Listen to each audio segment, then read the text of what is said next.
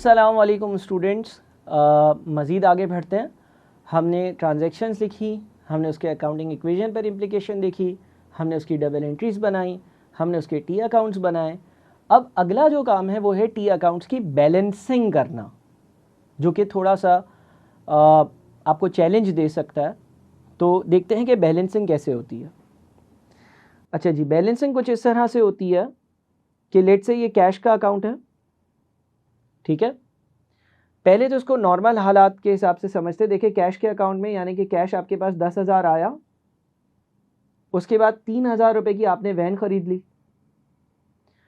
1,000 रुपये आपने जो है ना वो बैंक में डाल दिए। तो ये सारे मामलात होने के बाद आपके हाथ में कितने बच गए? 6,000। अब देखते हैं कि अकाउंटिंग में ये 6,000 कैसे कैलकुलेट किया जाता है।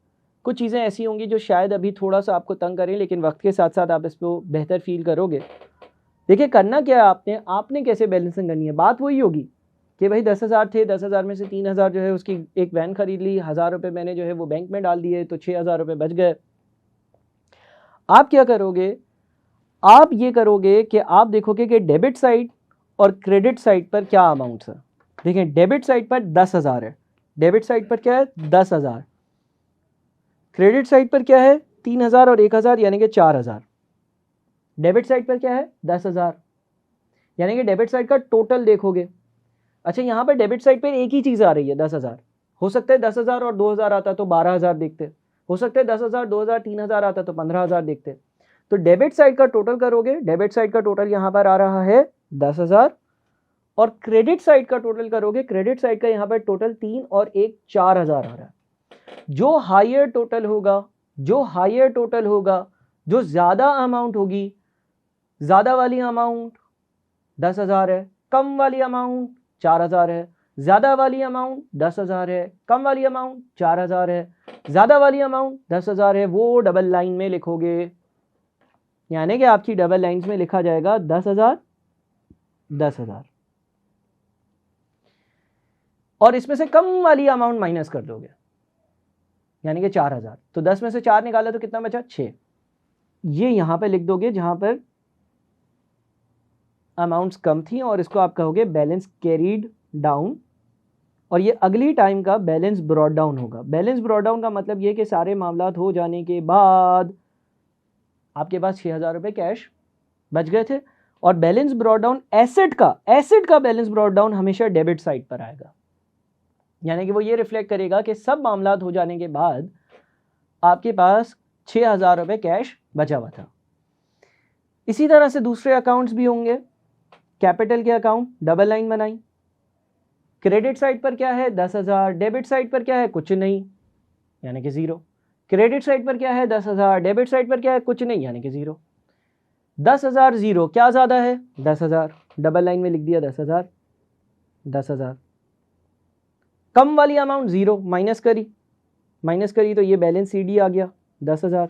10,000 में से 0 माइनस करोगे 10,000 ही रहेगा ना, बैलेंस ब्रॉट डाउन 10,000। फिर आ जाते हैं वैन पर, ठीक है। अगर हम वैन की बात करते हैं तो अगेन डेबिट साइड पर क्या है 3,000, क्रेडिट साइड पर क्या है 0, डेबिट साइड पर क्या है 3,000, क्रेडिट साइड पर क्या है 0। तो डबल लाइंस में लिख दिया 3,000 3,000। उसमें से कम वाली अमाउंट या 0 माइनस किया तो यहां पर बैलेंस कैरी डाउन आ गया 3,000, और यहां पर बैलेंस ब्रॉट डाउन आ गया 3,000,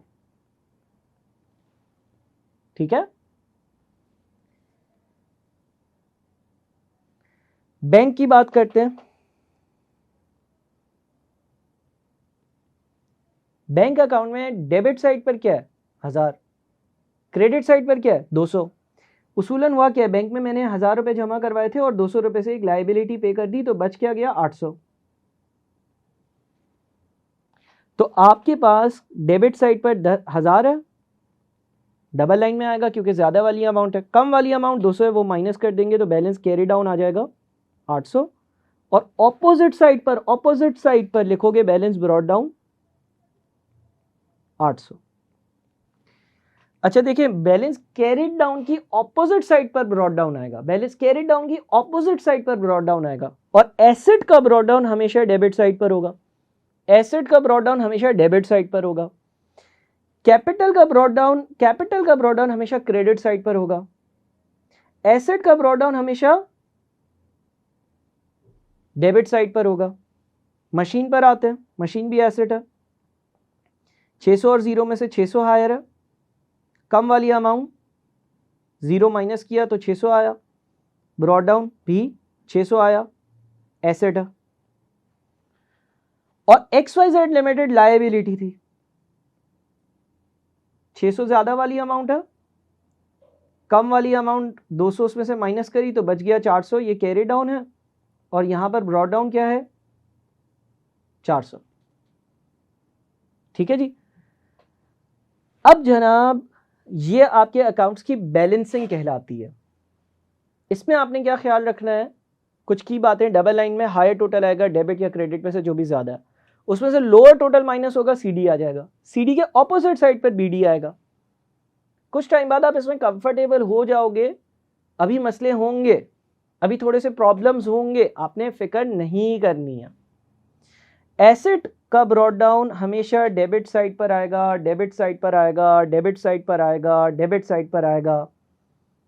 कैपिटल का ब्रॉट डाउन हमेशा क्रेडिट साइड पर आएगा, लायबिलिटी का ब्रॉट डाउन हमेशा कैपिटल साइड पर आएगा। फिर फाइनली आप एक लिस्ट ऑफ बैलेंसेस बनाओगे जिसको हम ट्रायल बैलेंस कहते हैं, और उस ट्रायल बैलेंस में आप जितने भी ब्रॉट डाउन्स है ना, जितने भी ब्रॉट डाउन्स हैं वो मेंशन कर दोगे। यानी कि आपके पास पहली चीज ब्रॉट डाउन पर क्या आ रही है, कैश कितना 6000। दूसरी चीज ब्रॉट डाउन पर, दूसरी चीज का ब्रॉट डाउन क्या है, कैपिटल कितना 10,000। तीसरी चीज क्या है, वैन, ब्रॉट डाउन कितना है 3000। चौथी चीज क्या है, बैंक बैलेंस, ब्रॉट डाउन कितना है 800। पांचवी चीज क्या है, मशीन, ब्रॉट डाउन कितना है और डेबिट है 600। और छठी चीज क्या है, XYZ लिमिटेड लायबिलिटी है, ब्रॉट डाउन कितना है 400।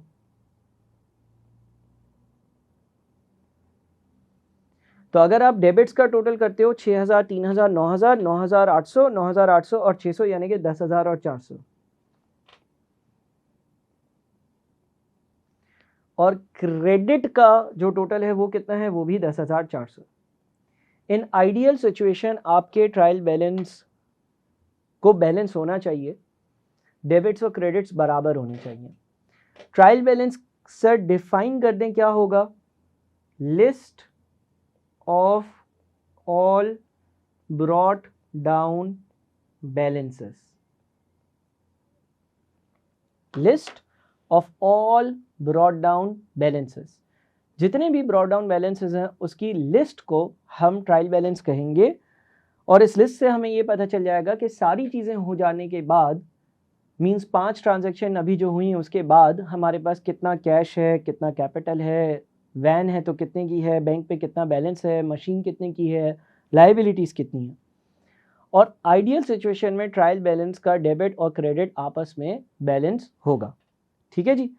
अच्छा, यहाँ तक हमने जो चीज़ें डिस्कस करी, मेरी ये रिक्वेस्ट होगी कि आप बार बार इसी सवाल को 2-3 बार अटेम्प्ट करें। अगर आपकी अकाउंटिंग की बुनियाद बनी हुई नहीं है, आपको फ़ायदा होगा आगे चीज़ें समझने में। और अगर आपको 30, 40, 50% चीज़ें समझ में आती हैं तो भी वेल एंड गुड, अच्छी बात है। वक्त के साथ साथ सवाल की प्रैक्टिस के साथ साथ आप में इम्प्रूवमेंट आती रहेगी। तो ये जो सवाल हमने करा है, जो चीज़ें करी हैं, बहुत ज़्यादा ज़रूरी हैं, अच्छे से इसको कंप्लीट करें। Thank you so much.